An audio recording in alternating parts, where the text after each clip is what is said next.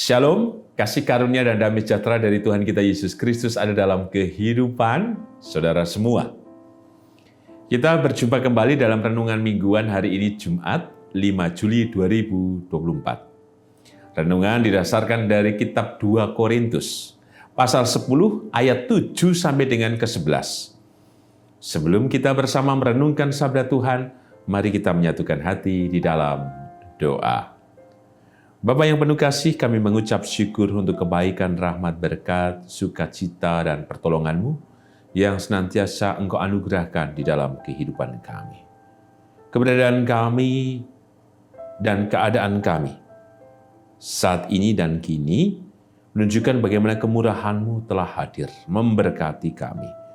Untuk itu ya Tuhan Yesus, kami hanya mengucap syukur. Dan ini menjadi ingatan yang baik kepada kami, bahwa Engkau senantiasa, ya Tuhan, hadir di tengah-tengah kehidupan kami dalam sapaan kuasa-Mu. Maka kebenaran sabda-Mu yang hendak kami renungkan bersama, kami yakini inilah kuasa-Mu dan berkat-Mu yang senantiasa Engkau curahkan kepada kami. Supaya melalui kebenaran firman-Mu kami dikuatkan, diteguhkan, dan disegarkan senantiasa. Terlebih kami memiliki pengharapan yang kuat di dalam terang-Mu, ya Tuhan Yesus. Berfirman-Lah, ya Tuhan Yesus, kami siap mendengarkannya. Kuduskan dan layakkan kami, ya Tuhan. Melalui pengampunan yang Kau berikan kepada kami. Karena kami sadar kami bersalah, berdosa, dalam setiap laku hidup kami yang kami lakukan dalam kehidupan sehari-hari.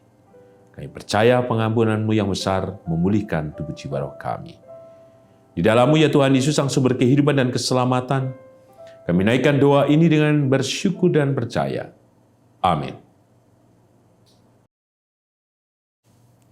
Kitab 2 Korintus pasal ke-10, ayat 7 sampai dengan ke-11, demikian sabda Tuhan. Sikap Paulus. Tengoklah yang nyata di depan mata kamu. Kalau ada seorang benar-benar yakin bahwa ia adalah milik Kristus, hendaklah ia berpikir dalam hatinya bahwa kami juga adalah milik Kristus sama seperti dia. Bahkan, jikalau aku agak berlebih-lebihan bermegah atas kuasa yang dikaruniakan Tuhan kepada kami untuk membangun dan bukan untuk meruntuhkan kamu, maka dalam hal itu aku tidak akan mendapat malu. Tetapi aku tidak mau kelihatan seolah-olah aku menakut-nakuti kamu dengan surat-suratku. Sebab, kata orang, surat-suratnya memang tegas dan keras. Tetapi bila berhadapan muka, sikapnya lemah dan perkataan-perkataannya tidak berarti. Tetapi hendaklah orang-orang yang berkata demikian menginsafi bahwa tindakan kami bila berhadapan muka sama seperti perkataan kami dalam surat-surat kami bila tidak berhadapan muka. Berbaiklah kita yang merenungkan sabda Tuhan dan berbaiklah kita yang percaya. Haleluya. Amin.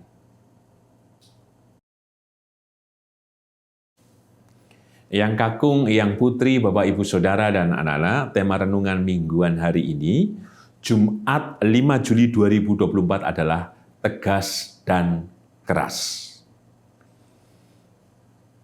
Banyak di antara kita yang suka dengan pengkhotbah yang bisa melucu. Katanya untuk menyegarkan supaya tidak tegang, tidak ngantuk, dan menyegarkan.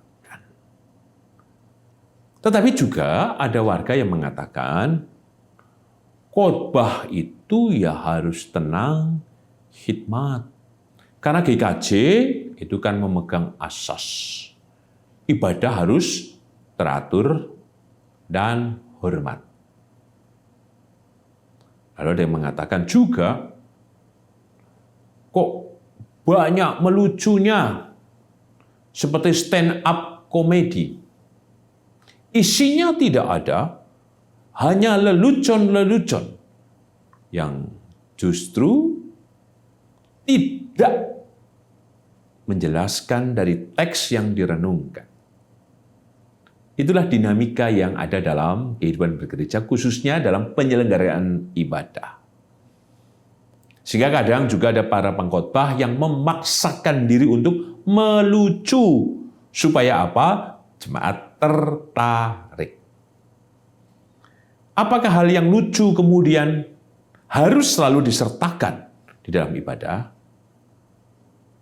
Tentu, jika kita melihat kembali perjalanan kehidupan bergereja kita, soal melucu dan membuat tertawa itu kan sekarang sudah menjadi biasa.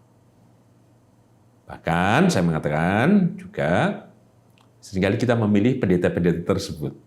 Persis yang saya ungkapkan yang di awal. Tetapi teks yang kita renungkan dari firman kebenaran yang ada dalam kitab suci menjadi inspirasi, menjadi pemahaman kita. Sehingga memunculkan sebuah pertanyaan, apakah Tuhan Yesus ketika dalam masa pelayanannya, Ia pernah melucu? Melucu dalam artian seperti pelawak, atau sengaja memunculkan jokes, bahan candaan, dan lain sebagainya.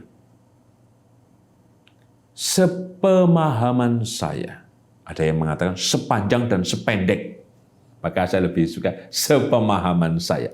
Apa yang saya pahami, Tuhan tidak pernah memunculkan jokes.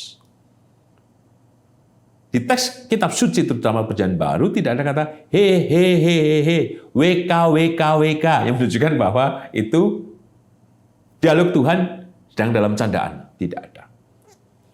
Teksnya kelihatan sangat serius, tapi dialognya mendalam. Selalu ada perkataan. Itu yang ditunjukkan Tuhan Yesus. Tetapi saya pernah menulis juga Yesus yang tertawa dalam konteks orang Kristen Banyumas. Tentu di masyarakat Banyumas, candaan atau cablaka dan lain sebagainya adalah biasa. Maka di Banyumas itu ada grup namanya Peyang Penjol. Candaan menjadi hal yang biasa dalam percakapan orang-orang Banyumas. Jika kemudian dipotret, apakah kemudian kekristenan bisa di dalamnya memuat candaan yang bukan sedang menertawakan, tetapi sebagai sebuah kegembiraan. Itulah yang kemudian saya hubungkan, Yesus yang tertawa berarti Yesus yang menunjukkan kegembiraan. Kegembiraan yang seperti apa? Tentu tidak sedang, atau tidak semata-mata Tuhan Yesus melakukan stand up comedy, tidak. Tapi bukankah Tuhan Yesus selalu memunculkan, selalu kemudian berinisiatif, melakukan yang besar, memberikan kegembiraan pada orang lumpuh, pada orang buta, orang sakit, orang mati untuk bangkit kembali. Itulah kegembiraan yang sejati. Tidak hanya sekedar tertawa, tapi kegembiraan adalah sebuah sukacita, melampaui hanya sekedar tertawa. Jika merunut kembali, apakah dalam teks kitab suci ada soal tertawa? Ada. Di Kejadian 17, bukankah Abraham tertawa mendengar bahwa ia akan memperoleh seorang anak? Sehingga pada akhirnya nanti anaknya dinamakan Ishak, artinya tertawa. Sarah, istri Abraham, juga melakukan hal yang sama, tertawa. Tapi jelas tertawanya tertawa sinis, atau mungkin ironis. Karena mereka melihat dan memandang diri, nggak mungkinlah dalam usia mereka yang tua, mereka bisa memperoleh keturunan. Bisa kemudian menertawakan Tuhan atau menertawakan diri. Intinya menunjukkan tidak ada kegembiraan. Tapi lebih kepada membuat prasangka dan penilaian bahwa itu mustahil dalam cara pandang manusia, Abraham dan Sarah. Maka di teks Perjanjian Baru pun dijelaskan juga soal tertawa, tidak hanya di Perjanjian Lama. Jika kita membaca kemarin dalam renungan firman Tuhan di dalam Markus pasal ke-5, anak Yairus dan perempuan yang sakit pendarahan. Ketika Tuhan sudah menyembuhkan perempuan yang sakit pendarahan selama 12 tahun, kemudian ada orang-orang yang datang kepada Yairus, anakmu sudah mati, tidak perlu mengganggu guru. Tapi Tuhan mengatakan, jangan takut, percaya saja. Anak itu tidak mati tetapi tidur. Kemudian apa yang ditanggapi? Atau tanggapan apa yang dimunculkan oleh orang-orang banyak? Mereka tertawa, menertawai Tuhan Yesus, menertawai kuasa Tuhan Yesus. Padahal mereka adalah bagian orang-orang yang sebelumnya melihat bagaimana kuasa Tuhan Yesus bekerja. Ini kembali sangat ironis. Maka teks yang kita renungkan hari ini menjadi menarik pula. Ada kata tegas dan keras. Maka pertanyaan kita, apakah ini juga di dalamnya ada kegembiraan atau tertawa itu sendiri?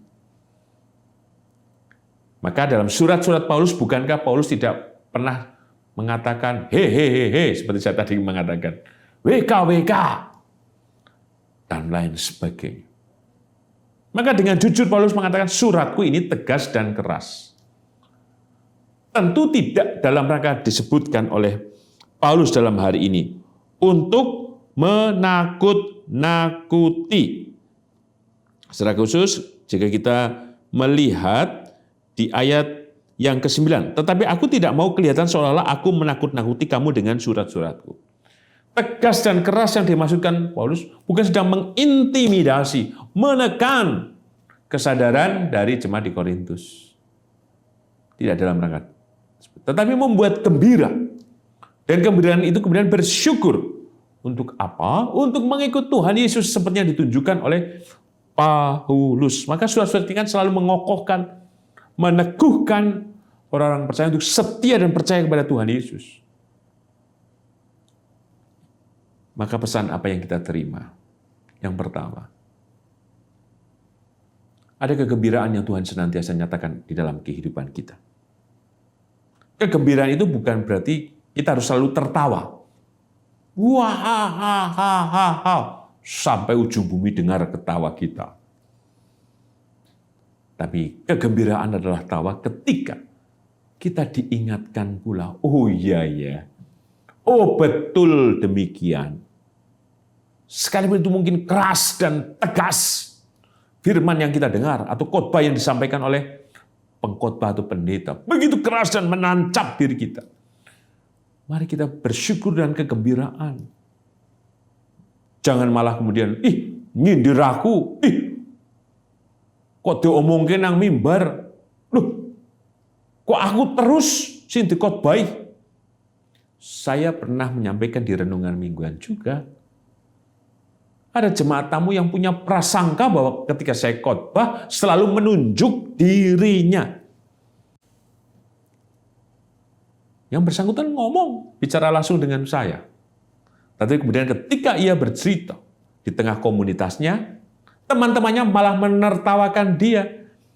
Bukan kamu saja yang merasa ditunjuk oleh pendeta Gunawan dalam khotbahnya, tetapi kami juga. Tapi respon kami adalah gembira, bersyukur karena diingatkan, dibangunkan, dan kami jadi gembira bahwa kami menemukan jawaban. Maka tegas dan keras yang dimaksudkan Paulus adalah kabar kegembiraan, kabar kesukacitaan di dalam Yesus Tuhan. Persis di ayat yang ke-7. Tengoklah yang nyata di depan mata kamu. Kalau ada seorang benar-benar yakin bahwa ia adalah milik Kristus, hendaklah ia berpikir di dalam hatinya bahwa kami juga adalah milik Kristus sama seperti dia. Artinya milik Kristus. Maka milik Kristus, kita semua milik Kristus. Maka yang disampaikan Tuhan bukan tentang lawakan, bukan tentang candaan. Milik Kristus berarti apa? Ada kesungguhan yang Tuhan Yesus sudah nyatakan dalam keselamatannya. Maka marilah kita tempuh kehidupan ini juga dengan tegas dan keras. Artinya, tegas artinya kita memilih pada jalan yang Tuhan sudah tunjukkan melalui firman-Nya. Jadi milik Kristus bagi kita menyerahkan hidup kita. Tegas saja dalam kehidupan kita. Ya dan tidak. Sesuai dengan kebenaran firman Tuhan. Supaya kita tidak diombang-ambingkan dalam berbagai rupa pencobaan, godaan, dan lain sebagainya. Pesan yang kedua. Di ayat ke-8. Bahkan jikalau aku agak berlebih-lebihan bermegah atas kuasa yang dikaruniakan Tuhan kepada kami untuk membangun dan bukan untuk meruntuhkan kamu, maka dalam hal itu aku tidak akan mendapat malu. Yang tegas dan keras, bukan kemudian yang keras kemudian menghina, merendahkan, menjatuhkan, ngantemi, tidak. Tegas dan keras berarti apa? Yang sungguh-sungguh, yang layak, yang sopan, yang teratur, dan lain sebagainya. Maka yang dikatakan Paulus, bukan untuk meruntuhkan yang tegas dan keras, membangun. Apakah saya pernah ditegur? Iya. Firman Tuhan menegur saya? Iya. Lewat jemaat? Iya. Bersyukur. Mari kita menjadi terbuka dengan setiap hal yang tegas dan keras dalam keadaan firman Tuhan. Bukankah di antara kita seringkali tidak mau berubah? Atau tidak mau memperbarui diri? Gitu-gitu terus. Pikirannya itu terus. Ngomongin orang ya itu terus. Dan lain sebagainya. Tidak pernah kemudian kita bertindak tegas dan keras untuk diri kita. Tapi untuk yang lain di luar kita, kita sangat tegas dan keras. Tapi hari ini, mari kita membangun pertobatan. Supaya kita tidak diruntuhkan atas setiap dosa yang sudah kita lakukan. Pada sisi yang lain kita tegas dan keras, supaya bangunan kehidupan dan bangunan iman kita benar-benar tahan terhadap situasi keadaan apapun yang sedang kita jalani. Maka kebenaran firman Tuhan, ada kebenaran yang menyelamatkan. Ada kegembiraan di dalamnya, ada tawa di dalamnya, ada sukacita. Bahkan dalam pencobaan yang paling berat, kita tidak hanya sekedar murung, nangis, tapi kita bisa kemudian menertawakan pencobaan itu. Artinya menerima dengan gembira, dengan terbuka. Untuk itu pula, mari kita terus membangun kehidupan kita berdasarkan kepada kebenaran firman Tuhan yang tegas dan keras atas hidup kita. Sebagai penutup dalam tema tegas dan keras, kita perhatikan kembali ayat yang ke-10 dan ke-11. Sebab, kata orang, surat-suratnya memang tegas dan keras, tapi bila berhadapan muka sikapnya lemah dan perkataannya tidak berarti. Ini kan seperti ironi. Kalau nulis surat, Paulus begitu tegas dan keras. Tapi nek wis nang ngarepe wong, nglentruk, seperti tidak ada maknanya, tidak harganya, tidak ada kekuatannya. Suratnya menunjukkan seperti gambarnya dia tegas keras, berwibawa, mengerikan, mungkin menakutkan. Tapi ketika Paulus berhadapan dengan jemaat, gambaran itu hilang. Ayat 11. Tetapi hendaklah orang-orang yang berkata demikian menginsafi bahwa tindakan kami bila berhadapan muka sama seperti perkataan kami dalam surat-surat kami bila tidak berhadapan muka. Artinya, Paulus tidak bermuka dua. Sekarang tadi dicurigai antara surat atau kata-katanya berbeda dengan sikapnya. Tapi jelas katakan, Paulus tidak bermuka dua. Kata-kata yang ia ucapkan adalah hidupnya. Hidupnya adalah kata-katanya. Itu pilihan tegas dan keras untuk hidupnya juga. Untuk itu, mari kita wujudkan dari setiap kebenaran firman Tuhan dalam hidup kita, dalam kata-kata kita. Apa yang kita katakan sesuai dengan hidup kita. Mulai dari mana disebutkan? Menginsafi, bertobat. Sehingga apa? Kebenaran firman Tuhan itu tidak membuat kita Justru, aku merasa dihakimi ya. Terlalu keras itu pengkhotbahnya. Wah, terlalu tegas pengkhotbahnya. Mbok sing lucu-lucu wae. Ora usah sing abot-abot, sing enteng-enteng wae. Khotbah kaya sundul langit dan sebagainya. Tapi biarlah seberapapun yang kita bisa mengerti dalam kebenaran firman Tuhan itu, membuat kita insaf. Sehingga yang tegas dan keras dalam firman Tuhan benar-benar membentuk kita untuk dibangun dalam kebenarannya yang menyelamatkan. Dengan demikian, kita akan selamanya menjadi milik Kristus. Dan ketika kita diakui sebagai milik Kristus, maka kuasa yang dari Tuhan akan membangun kehidupan kita, bukan meruntuhkan. Tuhan memberkati. Amin. Mari kita menyatukan hati di dalam doa. Bapa yang penuh kasih, kami mengucap syukur untuk kebaikan, kemurahan, keselamatan yang Kau nyatakan dalam firman-Mu yang telah kami renungkan. Kami bersyukur bagi kebenaran firman-Mu tegas dan keras, artinya ada warta yang baik, ada kegembiraan, ada sukacita dan pengharapan. Karena dalam firman-Mu kami diubahkan, kami diperbarui, bahkan disegarkan dalam segala hal. Mampukan kami percayakan kebenaran-Mu, sehingga kami menginsafi dari setiap kesalahan-kesalahan laku hidup kami yang tidak tepat, yang seringkali justru meruntuhkan hidup kami. Tapi firman-Mu yang tegas dan keras justru membangun hidup kami, supaya kami tetap menjadi milik-Mu, ya Tuhan Yesus. Terima kasih ya Tuhan untuk kebenaran sabda-Mu.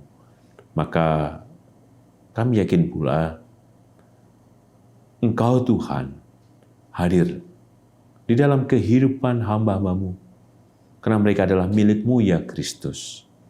Kami berdoa secara khusus untuk Bapak dan Ibu Priyono, Ibu Ami Birowo, anak Ameresia, Ibu Sri Utami Suprapto, Ibu Margono, Ibu Yos Joni Suminaryo, Bapak Ngatimin, Bapak Cahyo Muntadi, Bapak Saharun, Bapak Warsito Utomo, Ibu Endang Joko Triyono, Ibu Maria Kasman, Bapak Edwin Kusma Yulianto, anak Nasya Alana, Ibu Susilowati, Ibu Frida, Saudara Gilbert, demikian juga atas kehidupan Ibu Sarno, Ibu Tigira Sariman, Ibu Rusmiati Suharti, Ibu Murjangkung, Ibu Endang Karno, Ibu Kun Mariatin Subarti, Bapak Saudara Paulus, Bapak Christian Daud, Ibu, Bapak Elias Sariman, Bapak dan Ibu Sunarto Saputro, Ibu Sarti Budi Santoso, Ibu Marti Utomo, Ibu Yatmiartini Rusdi, Bapak Suprapto, Ibu Sri Suwarsi Rahayu.